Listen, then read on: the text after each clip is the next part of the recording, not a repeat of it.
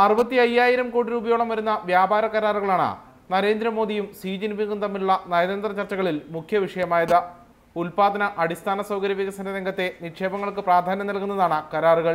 ചൈനയുമായി താരതമ്യപ്പെടുത്തുമ്പോൾ വ്യാപാര നേട്ടങ്ങളിലുള്ള ഗണ്യമായ കുറവ് പരിഹരിക്കാനാണ് പുതിയ കരാറുകളിലൂടെ ഇന്ത്യയുടെ ശ്രമം. ടൂറിസം, വിദ്യാഭ്യാസം, സാംസ്കാരികം തുടങ്ങിയ മേഖലകളിലെ സഹകരണം സംബന്ധിച്ചും മോദി സി ജിൻപിങ് കൂടിക്കാഴ്ചയിൽ ചർച്ചാ വിഷയമായി. അതിർത്തി തർക്കം ഉൾപ്പെടെയുള്ള വിഷയങ്ങൾ ചർച്ച ചെയ്തെന്നും ഇരു രാജ്യങ്ങളും തമ്മിലുള്ള വിശ്വാസം ഊട്ടിയുറപ്പിക്കുന്നതിനാണ് പ്രഥമ പരിഗണനയെന്നും വിദേശകാര്യ സെക്രട്ടറി ജയശങ്കർ പറഞ്ഞു. ഇന്ന് പുലർച്ചെ ഷിയാനിൽ വിമാനമിറങ്ങിയ നരേന്ദ്രമോദിക്ക് വർണ്ണശബളമായ വരവേൽപ്പാണ് ലഭിച്ചത്. ഷാങ്സി പ്രവിശ്യ ഗവർണർ സി ചിയാങ് നരേന്ദ്രമോദിയെ വിമാനത്താവളത്തിലെത്തി സ്വീകരിച്ചു. തുടർന്ന് ഷിയാനിലെ പ്രശസ്തമായ ടെറാക്കോട്ട സൈനിക മ്യൂസിയവും പുരാതനമായ ഡിസിഷിയാൻ ബുദ്ധമത ക്ഷേത്രവും നരേന്ദ്രമോദി സന്ദർശിച്ചു. നാളെ ബെയ്ജിംഗിൽ ചൈനീസ് പ്രധാനമന്ത്രി ലീ കീസിയാങ്ങുമായി നരേന്ദ്രമോദി കൂടിക്കാഴ്ച നടത്തും. തുടർന്ന് നടക്കുന്ന ഉദ്യോഗസ്ഥതല ചർച്ചകൾക്ക് ശേഷമാകും വ്യാപാര കരാറുകളിലുൾപ്പെടെ ഇരു രാജ്യങ്ങളും ഒപ്പുവയ്ക്കുക.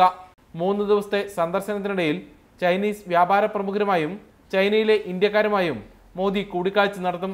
റിപ്പോർട്ടർ, ദില്ലി.